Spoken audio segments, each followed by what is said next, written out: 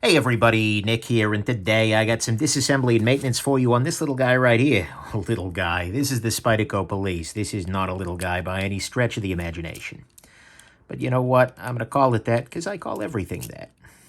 People occasionally get weirded out by that. Like, dude, it's gigantic. Why are you calling it a little guy? Why can you say in the same review, this is huge, it's a problem, and then call it a little guy? Because you're asking for internal consistency from a jackass on YouTube wearing a Batman mask, my friend. That's the strategic error here is in part mine, but in part your own. Anyways, let's take this guy apart. Just pulling out all the screws here. This guy, I suspect, will have the same issue as the Delica and the Endura because it is effectively a Giganto Delica and Endura. And it will not be super fun to reassemble, but there is a way I will show you to make it a thing. Yep. T8. And we should be ready to take this guy the rest of the way apart. Beautiful. We can see here this is coated in more oil than had I done it. And to be clear, I haven't actually disassembled this knife yet, so this ain't me. At some level I get that. That's a rust prevention measure. But yeah. Going ahead and lift the scale off here. Lift all 10 inches of scale off. Using a little spudger tool here from iFixit. If you're ever curious about this or any of the other tools used in my disassemblies, go on ahead and check out nickshabazz.com/tools. You will see a full video talking about all of those things. All right, so internally speaking, hey, this post is now metal. That's nice. That's really nice. Is that going to solve my problem?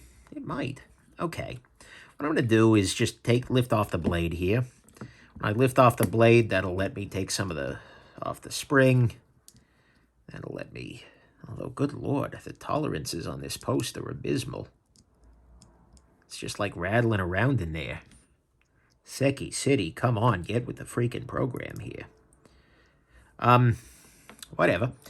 All right, let's go on ahead and do some cleanup on this guy. I'm going to go on ahead and use some rubbing alcohol. And, okay, come on, little sheets. There we go. There we go. Got some little sheets of fatten. Wow. That's what happens when you mix fabric and cotton. Fatten.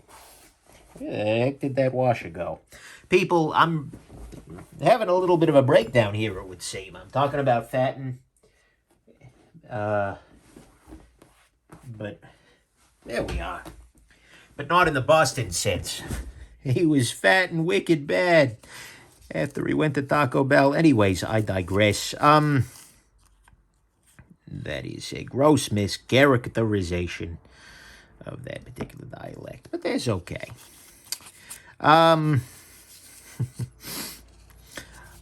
Let's go on ahead and put this thing... Oh, no, I want to clean off the other side here. Good Lord, there's a lot of oil in this. And coming out of me, that's... Yeah. Me complaining about the amount of oil used during assemblies.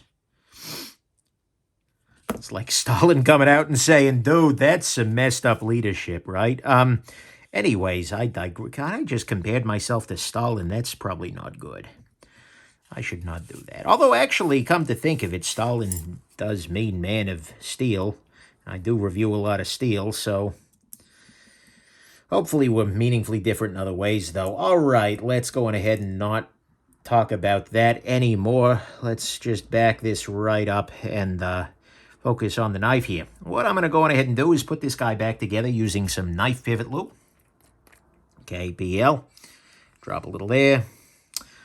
Sorry about that. I hear the wife's phone going off in the background. Hopefully that's not audible to you. Probably a freaking spam call. Because let's be real here, it's 2021. The only people who call me are robots. All right. How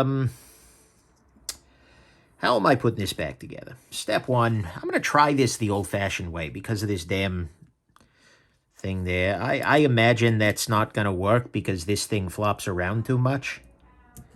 Hold on. Let me shut some doors real quick. There we go. And let's go on ahead and put this back together.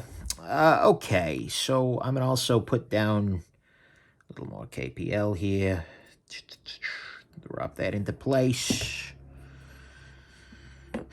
Okay, here's what I'm going to do. Is that the approach? Or is this the approach? No, that is absolutely not that one. Okay, press that down into place. Now what I'm going to try and do is get everything sort of wedged in here.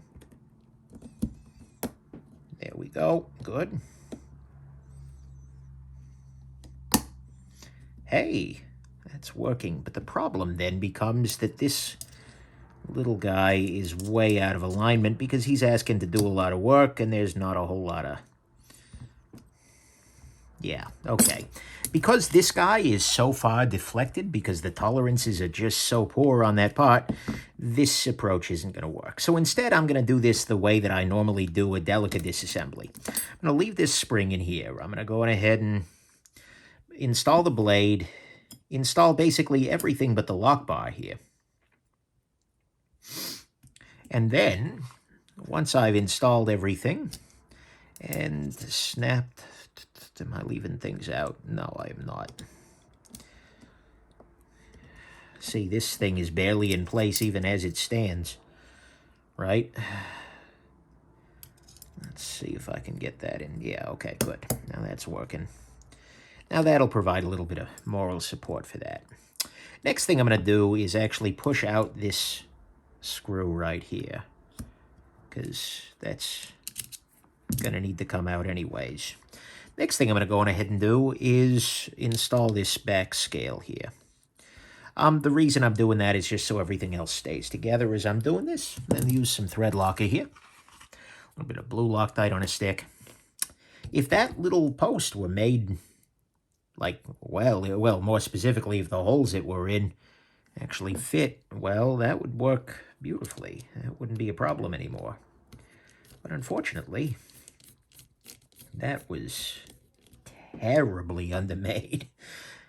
The rest, I mean, look, in practice, does it matter? No, it's held in on both sides, but still.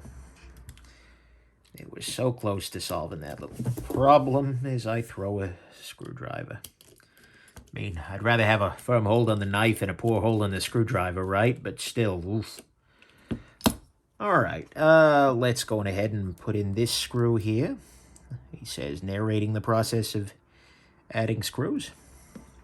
This is a big freaking knife. This is a pocket sword. I've carried this guy, actually. One of the uniquenesses of how I'm doing this particular one is that just due to complexity in my life, namely work has been just kicking my ass lately, I have been carrying this knife before I've cleaned it up. I have had some stretches of time where I didn't really have the time. Well, okay, I had the time, but I was dead to the freaking world when I had that time. I didn't have the time to film, so as a result, I haven't gotten around to that. Haven't gotten around to cleaning it yet. Okay, so next step here is going to be basically, I need to get this guy into place. I need to get this bar here slid down such that I can force this little bit right here through. And I'm going to go on ahead and make my life a little bit easier by just applying the faintest bit of lubrication to this part here. That'll make it a little easier to slide through. And I want to make sure, because this is D-shaped on the bottom, I want to make sure that it's going in the proper position on the knife's hole. So now what I'm going to do is I'm going to get the blade in roughly the correct position here. And I'm going to try and force this lock bar in such a way that I can get it. This is a lot of kind of back and forth manipulation of this to get this properly positioned. Sometimes you got to work with the blade a little bit to get it in there. But basically my goal is to press this in with my thumbs at the same... Yes, I know you can go in now when the freaking thing isn't in there. Thank you. But my goal is to get this basically pressed in, and then in a perfect world, everything will align. This can down in there. There we go, just like so. Now what I can do is use this screw on the other side here just to pull it the rest of the way in and fasten things down. Is that the best process ever? No. But it is better than... Well, it's better than catching fire in a salt factory. That sounds really unpleasant. So this is way better than that. But I wouldn't say that it was good nonetheless. Okay, so now we've got ourselves some struggles in that the thing is way off center. So what I'm assuming here is that I have done things in sort of the wrong order. I've tightened things where I shouldn't have tightened them yet. And as a result, things are all off. Centering wasn't perfect out of the box, but sure as heck better than that.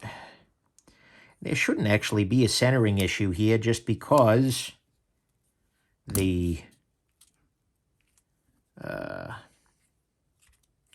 nothing forcing the blade to either side, right? So it shouldn't be the case that loosening and unloosening the pivot should cause trouble. Okay, that's way too tight. But at the very least, what I'm going to do is kind of hold the blade this direction. Unfortunately, I do wish this knife were made in golden.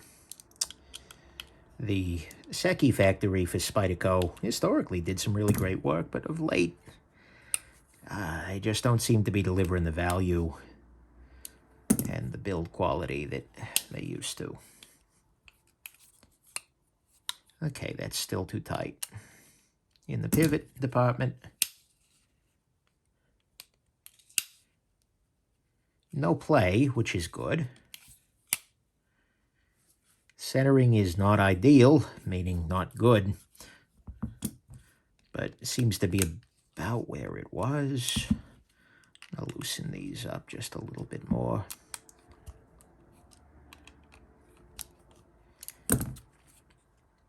But yeah, it's definitely the case, at least for me, where I feel like any given knife is probably going to be done a little better at golden. It's a good factory, golden folks. Anyways, I digress. Let's go on ahead and then make sure that this is going to be carried properly. Yep, this goes on this side. And then slowly slip these screws in one by one. Tighten, tighten, tighten. Ideally, you can get all three at once. Yep, there we go. It's a little cammed off to the side, so I'm going to loosen that one. There we go. And then with two in, they should all be in alignment. There we go. There we go. There we go. Could I loosen the pivot a little more? Would that work better? It feels pretty loose as is. No play, though. Okay, yeah, that's a little better. All right, so centering's not perfect. It's long enough that I can bend it to improve the centering a little, but it'll come back, I imagine. But nonetheless, there we go. We have this guy fully disassembled, and hope this has been interesting to you, and that you have yourselves an absolutely wonderful rest of your day. Bye now.